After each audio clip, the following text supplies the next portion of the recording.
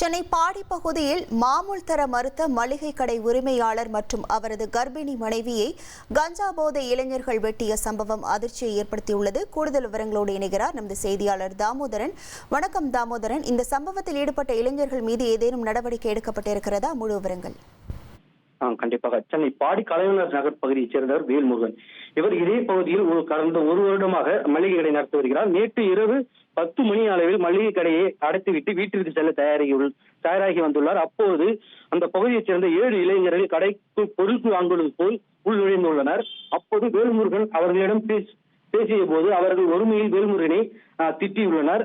சுதரித்துக் கொண்ட வேல்முருகன் என்ன வேணும் என ஆவேசமாக கேட்டுள்ளார். அப்போது மாதம் 5,000 ரூபாய் மாமூலாக கொடுக்க வேண்டும், இல்லை என்றால் கடை நடத்த முடியாது, கடையை அடித்து துருக்கிவிடுவோம் என மிரட்டல் விடுத்துள்ளனர். 5,000 ரூபாய் கொடுக்க முடியாது என வேல்முருகன் மறுத்த நிலையில் அருகில் இருந்த கத்தியை எடுத்து வேல்முருகனை தாக்கியுள்ளனர். தடுக்க வந்த மனைவியையும் காது மற்றும் முதுகு பகுதியில் கத்தியால் கிழித்துள்ளனர். இதில் இருவருக்கும் படுகாயமடைந்துள்ளனர். மேலும் அக்கம் பக்கத்தினர் அருகில் வந்து அந்த பெண் கர்ப்பிணி பெண் என கூறிய நிலையிலும் அந்த கஞ்சா போதையில் இருந்த இளைஞர்கள் அவர்களை மீண்டும் தாக்கியுள்ளனர். இது குறித்து பகுதியில் உள்ள ஜேஜி நகர் போலீசாருக்கு தகவல் தெரிவிக்கப்பட்டது. சம்பவ இடத்திற்கு வந்த ஜேஜி நகர் போலீசார் விசாரணை நடத்தி வந்தனர்.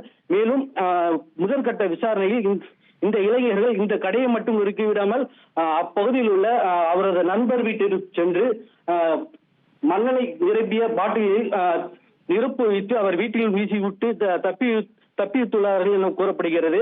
மேலும் இவர்களை பிடிப்பதற்காக 2 தனிப்படைகள் அமைத்து தற்போது போலீசார் தேடி வருகிறார்கள். உங்கள் விவரங்களுக்கு நன்றி தாமோதரன்.